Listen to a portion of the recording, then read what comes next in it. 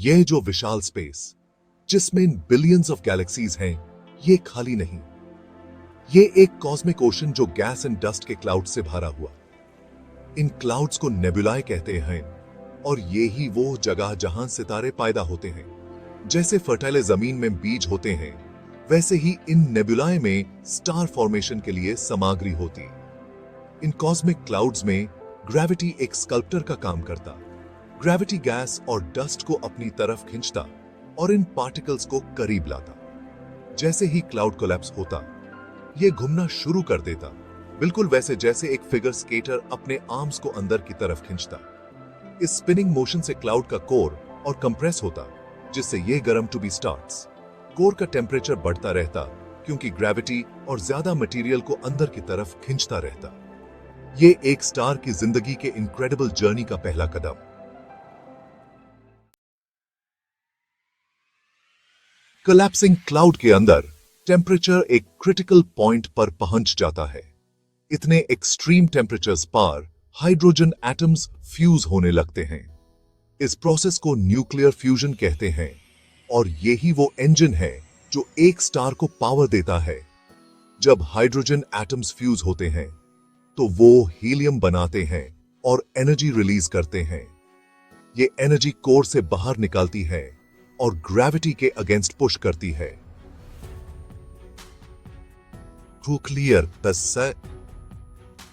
Nuclear fusion और gravity का balance एक स्टार की लाइफ को डिफाइन करता है। स्टार तेज रोशनी से चमकने लगता है और लाइट एंड हीट रेडिएट करता है। यही वो पल है जब एक स्टार का जन्म होता है।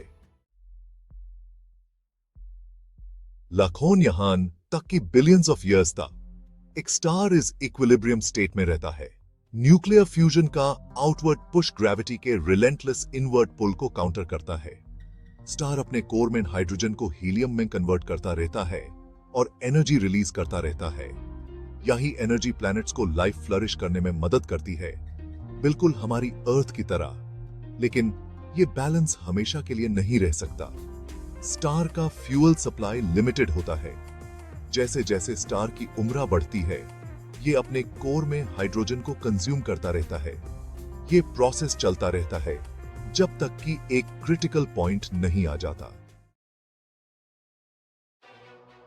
जैसे जैसे स्टार का हाइड्रोजन फ्यूल कम होता, न्यूक्लियर फ्यूजन का outward pressure weaker to be starts. Gravity जो ऑलवेज मौजूद रहता, अपर हैंड गेन करने स्टार्ट्स। स्टार का कोर अपने ही इमेंस वेट के नीचे कॉन्ट्रैक्ट टू बी स्टार्ट्स, जिससे टेम्परेचर और प्रेशर बढ़ने स्टार्ट्स। टेम्परेचर और प्रेशर का ये इंक्रीज न्यूक्लियर फ्यूजन के नेक्स्ट स्टेज को ट्रिगर करता। कोर में helium atoms fuse to be लगते हैं, जिससे कार्बन और ऑक्सीजन जैसे हेवी एलिमेंट्स बनते हैं। फ्यूजन का ये नया वेव और भी ज्यादा एनर्जी रिलीज करता, जो टेम्परेरीली ग्रेविटी के रिलेंटलेस पुल को काउंटर करता। स्टार बाहर की तरफ एक्सपैंड टू बी स्टार्ट्स।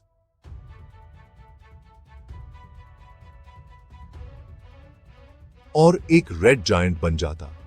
ये एक्सपेंशन एनी भी इनर प्लैनेट्स को इनगल्फ कर लेता जो कभी स्टार को ऑर्बिट करते थे। हमारा अपना सन भी इवेंचुअली इस स्टेज में पहुंचेगा और एक्सपैंड होकर मर्क्यूरी, वीनस और परहैप्स अर्थ को भी इनगल्फ कर लेगा। सेक्शन 5, सुपरनोवा, एक जायंट की एक्सप्लोसिव डेथ।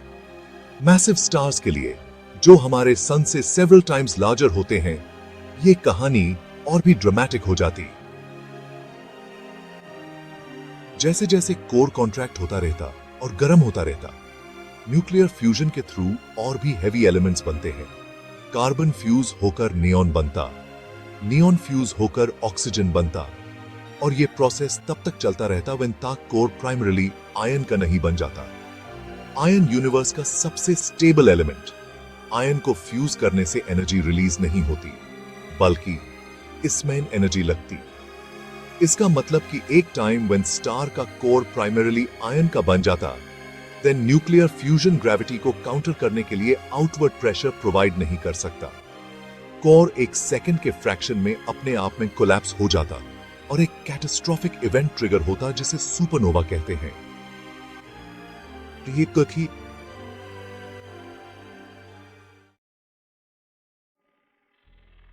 सेक्शन 6 स्टार से ब्लैक होल तक ओब्लिवियन मेन कोलैप्स।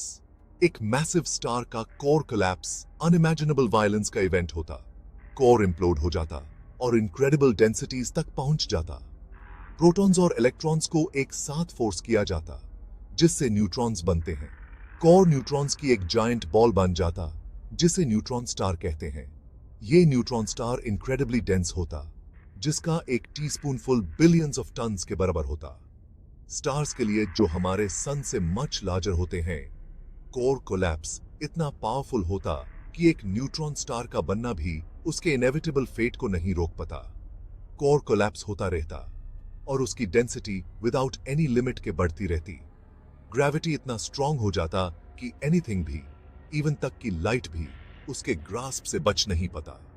एक ब्लैक होल स्पेस टाइम का एक रीजन जहां ग्रेविटी इतना स्ट्रांग होता है कि एनीथिंग भी एस्केप नहीं कर सकता, पैदा होता।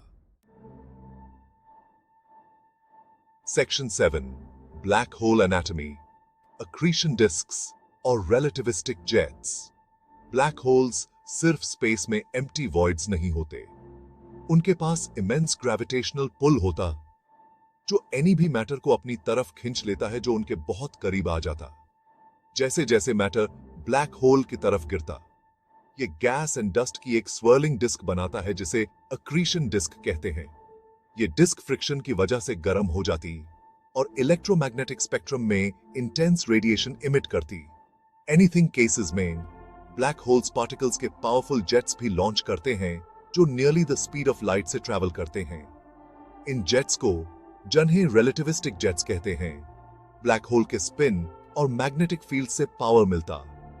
ये jets thousands of light years तक एक्सटेंड कर सकते हैं और गैलेक्सीज के एवोल्यूशन को इन्फ्लुएंस कर सकते हैं जो ब्लैक होल के इमीडिएट विसिनिटी से बहुत दूर होते हैं। Section 8 detecting the invisible, science के साथ ब्लैक होल्स को unmask unveiling. Black holes themselves invisible होते हैं क्योंकि उनके ग्रेविटेशनल पुल से लाइट भी एस्केप नहीं कर सकती, लेकिन साइंटिस्ट्स उनकी प्रेजेंस को इनडायरेक्टली डिटेक्ट कर सकते हैं by observing their effects on surrounding matter. Accretion disks से emit to be वाला intense radiation telescopes द्वारा electromagnetic spectrum में डिटेक्ट किया जा सकता। Additionally, besides, when black holes merge होते हैं, then ये space time के fabric में ripples create करते हैं जिन्हें gravitational waves कहते हैं। इन waves को first time 2015 में Laser Interferometer Gravitational Wave Observatory LIGO ने डिटेक्ट किया था, जिससे आइंस्टाइन की थ्योरी ऑफ जनरल रिलेटिविटी की एक मेजर प्रेडिक्शन कंफर्म हुई। ग्रेविटेशनल वेव्स का डिटेक्शन यूनिवर्स में एक नई विंडो प्रोवाइड करता, जिससे हम ब्लैक होल्स और अदर एक्सट्रीम कॉस्मिक फिनोमेना को अनप्रेसिडेंटेड डिटेल में स्टडी कर सकते हैं।